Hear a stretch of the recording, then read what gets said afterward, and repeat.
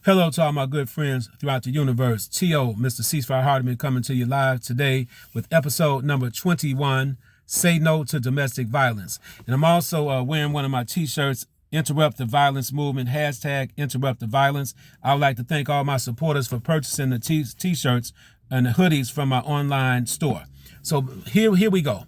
This situation took place actually on the south side of Chicago, where a young lady called my hotline number, T.O. Mr. Ceasefire Hardiman hotline number, and that number is 773-391-9072, and she called me to come and meet with her.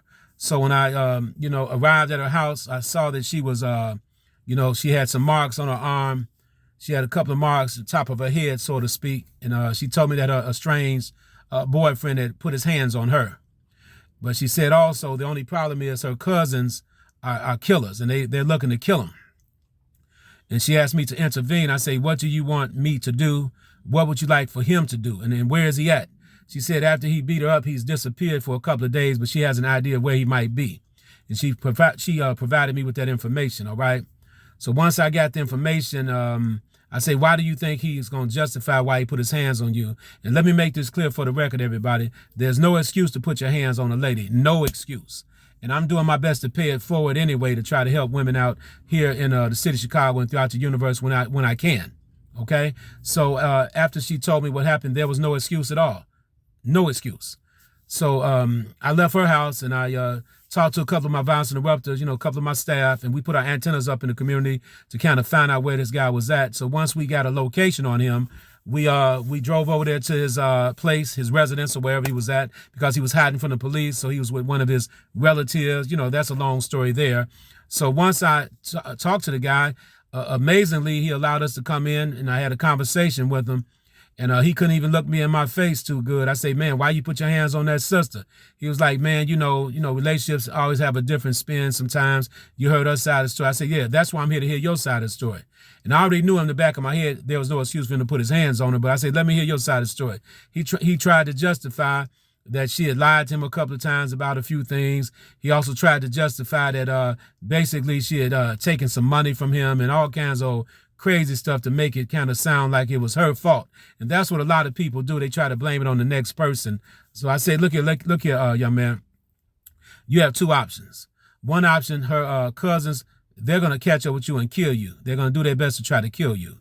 Option number two is basically you need to turn yourself in. She wants you to turn yourself in to the police. I say, I tell you what I plan to do here.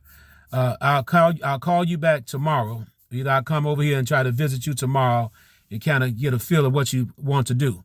Her thing is you need to turn yourself in. I say, well, I'm not the police. That's the police line of work, not my line of work, okay?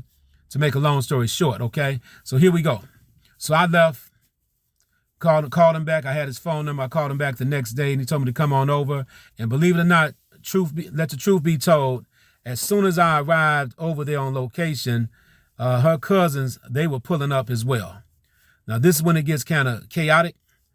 He came outside. He thought that I had called the cousins over there. It's another crazy story. and her cousins beat him up.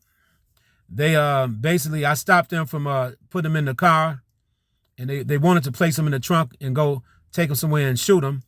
I stopped all of that from taking place on the front end. All praises due to God. I got a chance to really, really mediate this conflict in regards to a different type of outcome. Because in the concrete jungle, you put your hands on a young lady, sometimes their family members will take your life, but I got them to kind of hold back as far as killing the guy because they'd already beat him up pretty bad and everything like that. So they basically let me, take the guy with me. And I told him, man, you need to make a decision on what you're going to do. So I left it at that. I took him with me and kind of drove him down the street.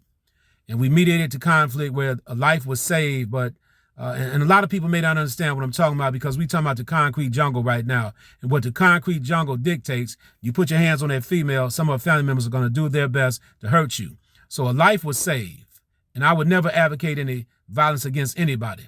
But at the same time, when I let him out my car in front of some of his other relatives' house, I found out 2 days later he turned himself in for what he did to that young lady, and he was very, very apologetic. So that's how this particular mediation ended.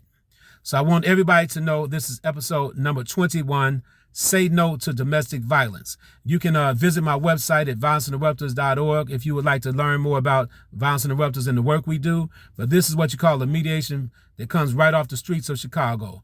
Thank you all for watching, and share this video with your friends. Peace.